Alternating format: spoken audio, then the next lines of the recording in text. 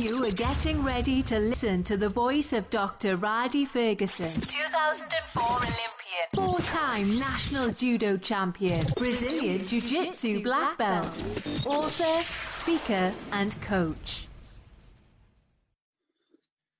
Hey, what's going on, man? This is Dr. Rhadi Ferguson, 2004 Olympian, four-time national judo champion, Brazilian jiu-jitsu black belt, author, speaker, and coach.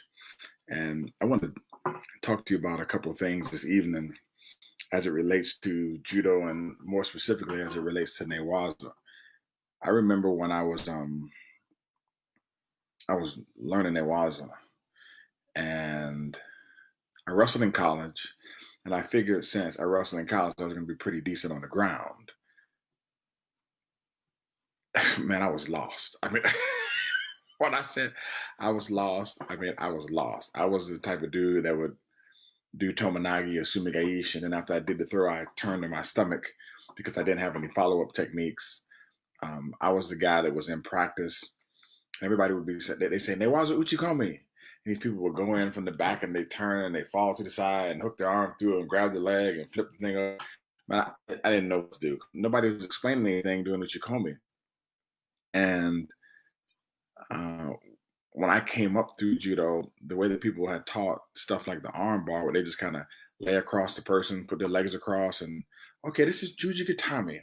And you want to grab the arm like this, and you want to lean back, and you want to make sure that your hips are right under the elbow, so there's not. And they weren't really teaching you how to do anything. And I just remember being so confused. And then, watching the UFC and then doing Brazilian Jiu-Jitsu. And one of the biggest misconceptions is that if you do Brazilian Jiu-Jitsu, then your Newaza will improve. And that's not true. I mean, if you do Brazilian Jiu-Jitsu, your Newaza can improve. But if you do Brazilian Jiu-Jitsu, your Newaza is not going to improve. The difference between what we call Newaza in judo and Brazilian Jiu-Jitsu's groundwork is that there are some time constraints and there's some rules that go on with judo that state basically if you're not making some forward progress, then the call is mate and you got to get stood back up. And you find yourself learning jiu-jitsu and learn how to be patient and learn how to set things up, and then acquiring a skill set that doesn't have any applicability inside the realm of judo. And then you just, man, I learned all this stuff, I learned all this jiu-jitsu, and I can't submit anybody. Well, as I said before, one of the biggest misconceptions is that when you do jiu-jitsu, that your Newaza will improve. When you do jiu-jitsu, your Newaza can improve. The other big misconception is that training the arm, the Jujigatami, training the armbar from the guard is not necessary. You need to train the armbar from the turtle. Well, both of those things aren't true. The armbar that you need to train is the armbar from the mount. When you learn how to do the armbar from the mount, then that armbar from the mount will give you the connection that you need to do the armbar from the guard, and that will give you that you need to do the armbar from the turtle. But if you just learn from the turtle or you just learn from the guard, you're not going to learn exactly how your armbar needs to be tight. One of the third misconceptions is that you can't train on a dummy and get good. I've heard people say, well, dummy training doesn't work because in real life, the person's going to be moving. Listen, I played football in college and we hit bags. I played football. We never did kickoff return, or punt return live ever. I've boxed and I've used speed bags. I've hit pads. I've hit heavy bags. I hit pendulum bags. And I didn't hit live people all the time. And I didn't spar all the time. I've done MMA and we use bags. There's nothing wrong with using bags in training. And sometimes you have to use it in order to develop skill. When it comes to developing the skill to armbar, learning an armbar from the mount, utilizing a dummy that's not moving is good at first, especially when you staple down your technique. I mean, there are times when, Floyd Mayweather, who's a boxer, has to go in and he has the box and he has to do a sparring rounds. But he's also on the heavy bag and he's also on the speed bag. Why? Because he needs to develop the skill without the trauma and develop the skill without the movement. What do you say, Scott? Strategy and technical breakdown. Yes, it's important, man. It's important. It's important. These things are important. I'll go over some armbar strategy and breaking down Jujikatami a little bit later in this discussion. But I got some things and some notes that I wrote down that I wanted to cover to make sure that everybody got what they needed. As I was saying before, I went to the Olympics in 2004. I was not a Newaza phenom or anything like that when I started judo. I had to do Brazilian jiu-jitsu to develop some skill, but then train with other people and some Newaza experts to understand how to apply the things that I knew inside of the competitive environment of judo, inside of what we call the housing that we call Newaza. And I had to understand that one, training jiu-jitsu wasn't going to necessarily make my Newaza better. It had the opportunity to. Number two, I had to understand that training the armbar from the guard and training the armbar from the turtle, not where I needed to start. I need to start from the mount. And number three, I need to really understand the efficacy of dummy training. And people don't believe that dummy training is any good. And these are three big misconceptions. Thinking that just because you do jiu-jitsu, your judo is going to be good, and just because you train the armbar from the guard and from the turtle, that your armbar is going to get better, and then not utilizing dummy training. If you have a car, all right, and you want to make that car go faster, you don't just keep pressing the gas to make it go faster, changing the tires. What you do is you pop the hood and you change what's going on internally. And in order for you to get better at doing the armbar, you got to make some changes internally. A lot of people will go grab DVDs and instructionals that will teach them tricks about the armbar, that it teaches them how to do some things tactically about the armbar, that it teaches them how to do some things strategically about the armbar. But what they need to understand is how to do the armbar technically, and how to do it technically from the mount position, and then take those particular positions from the mount, okay, as you put the knee to the ear, move the arm across, making sure that you're tight in all those positions, and then do the armbar with what we call rotation and translation. Learn how to move around the dummy and stay tight, and then finish the armbar. These particular things, I mean, I go over in a course that I have that I'll tell you a little bit about in a minute or two, but I really want you to understand that being good at the armbar requires you to do the armbar from the mount position well. From the mount position well. If you can do it from the mount position, then after you get it good from the mount position, then we can move to the armbar from the guard, which is basically the same, the rolling armbar. And then we can work on our finishes. But if you don't learn it from the mount, it will never be tight anywhere else. Getting people to understand this particular small thing is, and it's rough because everybody wants to do something fancy. Everybody wants to, they want to do the hottest and newest thing. And they want to do these armbar drills that aren't going to help them take what they've learned and move it into the environment of play for the sport which they practice. Don't get me wrong. It's good to go to Brazilian Jiu-Jitsu practice and roll, do 5-minute rounds and 10-minute rounds and 7-minute rounds and do all those particular things. But if you don't learn how to apply those things under a small period of time, 20-second goes, 15 seconds, 30 seconds, you'll never learn how to apply the armbar fast enough or well enough inside of the judo context. And then you have to understand when I have to cut bait when I'm trying to armbar, and then start moving myself to the ukigatami pin, and when the ukigatami pin moves itself back to the armbar. And those things are really, really difficult to understand. They're really difficult to I wouldn't even say I would say I use, and I'm going to use the word because it's what I want to say. It's very difficult to recognize. If you look at the word recog, that means you're re-knowing something again. So in order for you to recognize something, you've done enough reps to actually know the thing. You've done enough reps to actually know the thing. And if you haven't reps, there's no way for you to recognize when to move from the Jujigatami over to the Ukigatami pin, from Ukigatami back to Jujigatami. You just won't know. Like you have to spend a large amount of time investing in the reps. Now here's the real thing about making an investment.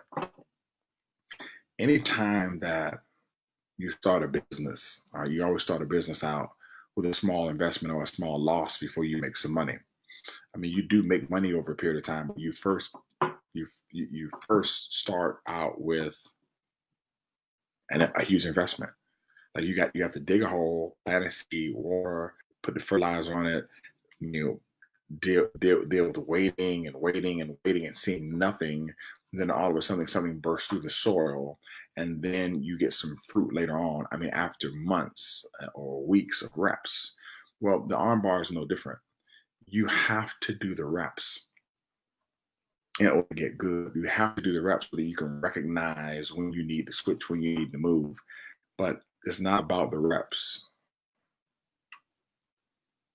It's about the correct reps. Now, doing the correct reps is important because you can go to practice by yourself and grab somebody and get in your back and grab sleeves and whip your legs around right to left, for 2-minute goes and think that you're working the arm bar. You are not.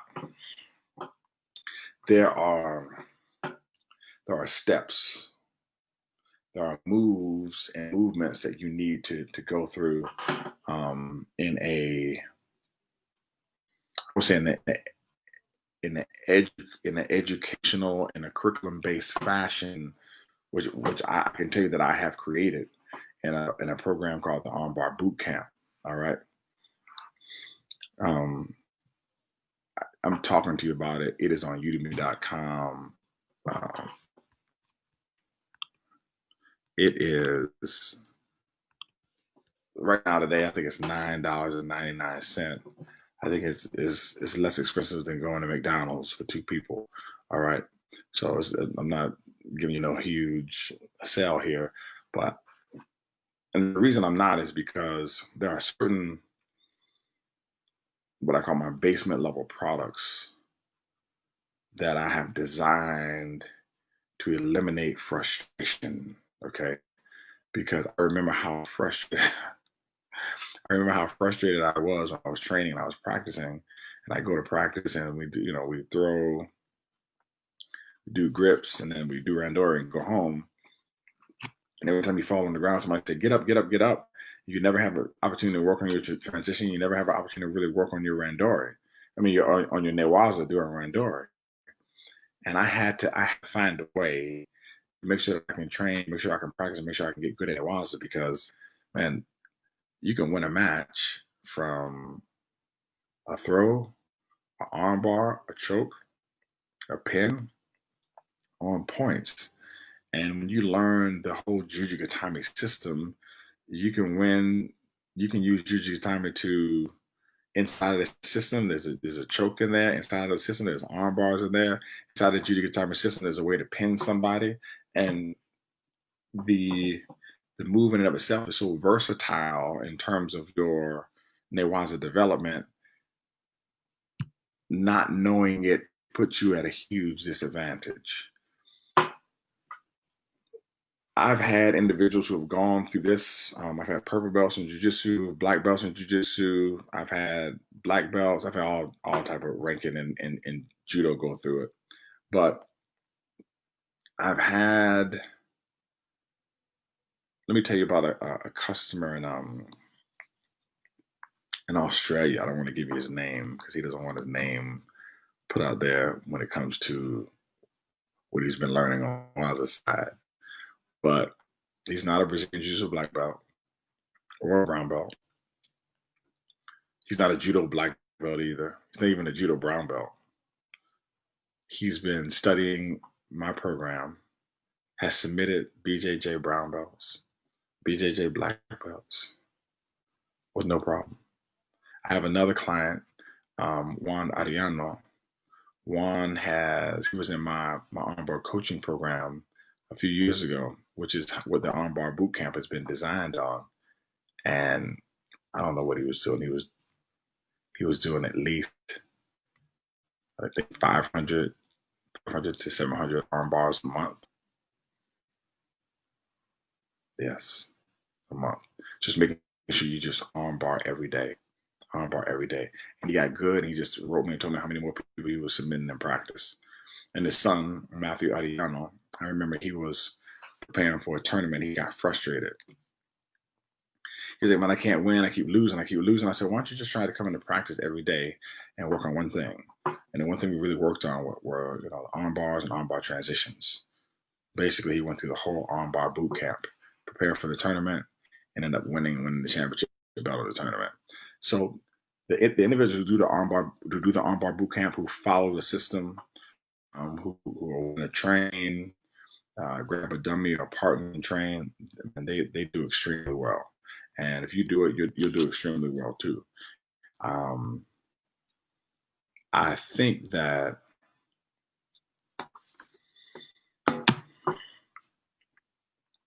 the biggest hangup for most people is that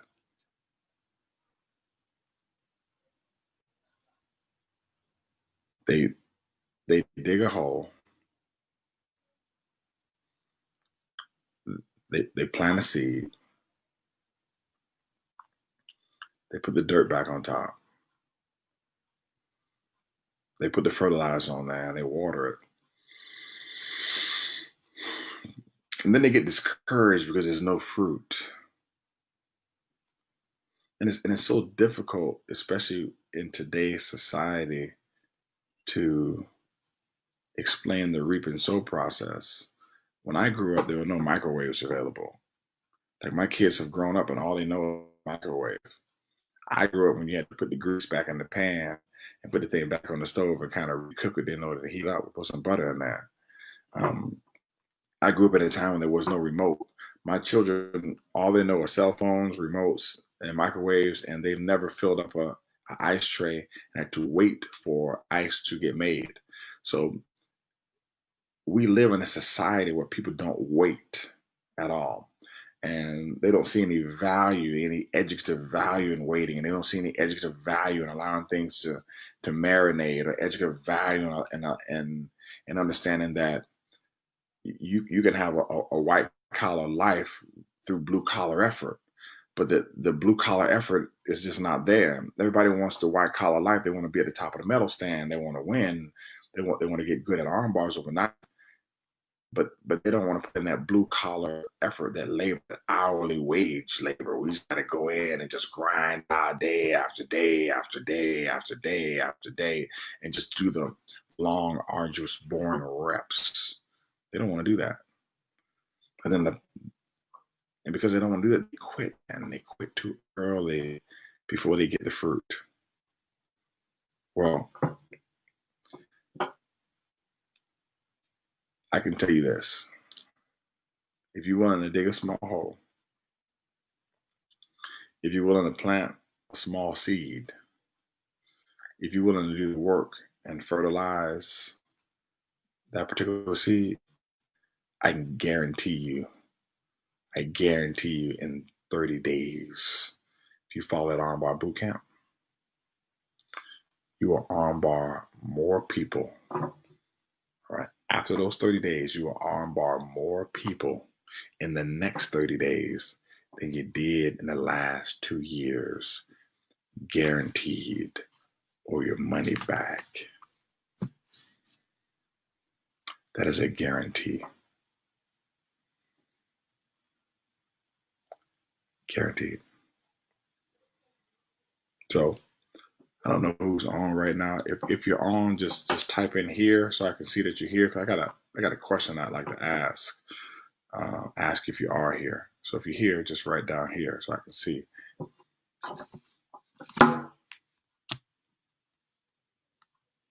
Anyone?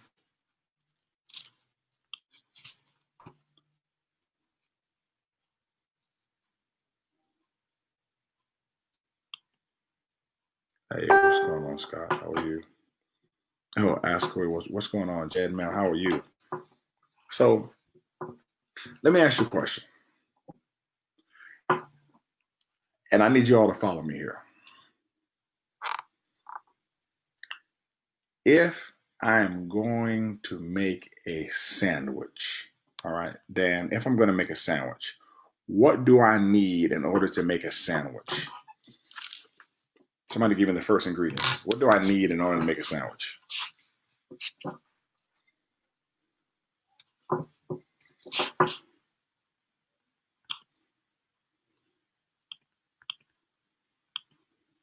Anyone? What do I need? If I want to make a sandwich, if I'm hungry, man, I walk into my kitchen, I want to make a sandwich. What do I need in order to make a sandwich?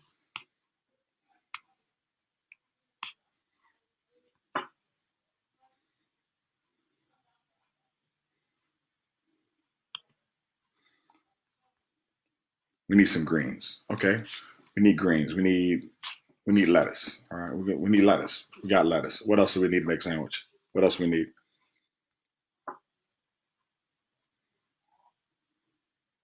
We got greens.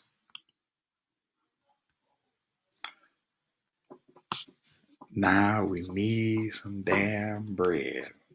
So we got lettuce, we got bread, and what else do we need? Listen, what do we need to make a sandwich? Not what would we like to make a sandwich. What do we need? Like we need bread. What else do we need to make a sandwich?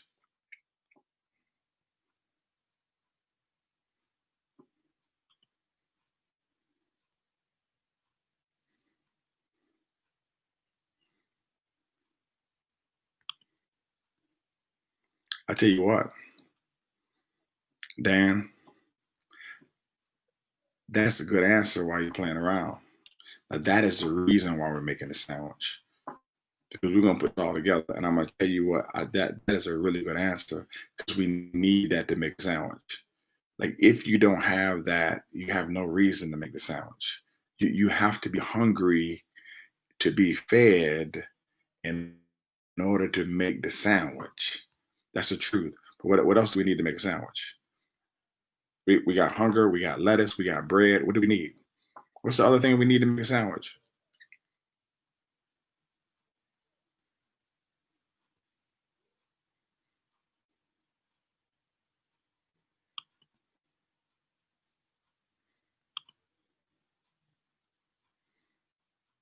Somebody?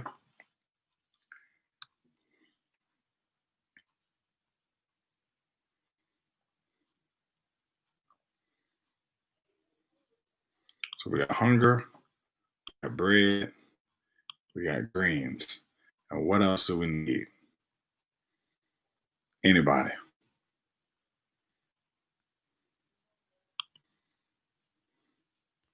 To make a sandwich, we need a knife.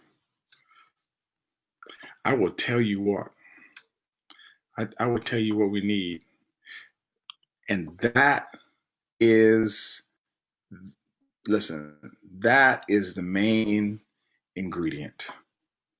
And I can tell you this: when you look at your judo career, all right, when you look at your ability to develop on the mat, when you look at your Newaza, think of your Newaza as a sandwich, right? A lot of people make the mistake of focusing on the accoutrements and the condiments first. They're worried about the pickle and the mayo and the lettuce and tomatoes and all those things are great. You know, how to manipulate the wrist and lean toward the head and come. Things are great.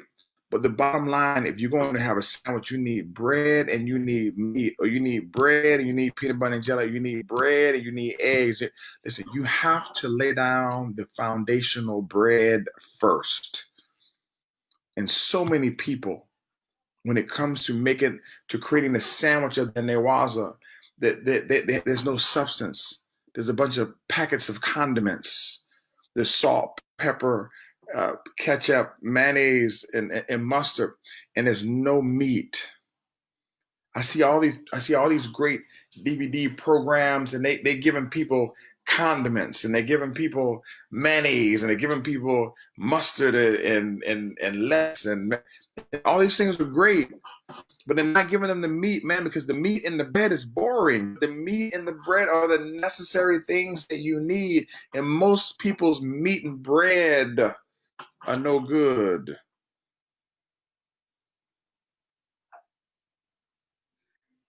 They cannot make a quality Newaza sandwich because the main ingredient. I don't care. Listen, you could take 2 slices of leather, okay, and put some boo-boo in the middle. And that's a horrible sandwich. And no matter how much lettuce or mayo or tomatoes or pickles you put on that, it's not going to make it taste good. Because foundationally, it's horrible. What I'm trying to give you today for $9.99 is an opportunity to put together a quality sandwich as it pertains to Armbars.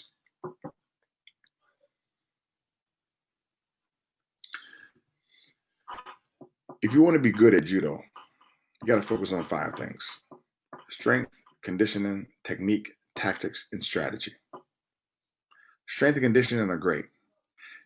Your tactics and your strategy can only be implemented based upon the techniques that you have. If your technique is sound, okay, then technique will even work better with quality strength and conditioning. But technique is super, super important. What you don't have in technique, you can make up for with strength because you can kind of power through a thing and make it work. Meaning, if I don't have a screwdriver, I can still use a butter knife to get the screw in there, even though the butter knife is not a screwdriver, nor am I using it for what it's for. But I can make it work. But your job during your career or during your development is to always increase your technique so that you don't have to rely as much on your strength. Your technique is your sandwich. Focus on the bread and the meat instead of focusing on the condiments, the lettuce, the mayo, the mustard, and the ketchup. Do yourself a favor. Go to www.armbarbootcamp.com. You can even look at the preview videos if you like. There's already students who are taking that particular course. Make sure that you are one of them. All right. And this is Dr. Ferguson. Take care. Thank you so much for your time this evening. If you have any questions after you get the course, man, hit me on Facebook Messenger. I will be more than happy to answer. Take care, man, and have a good night.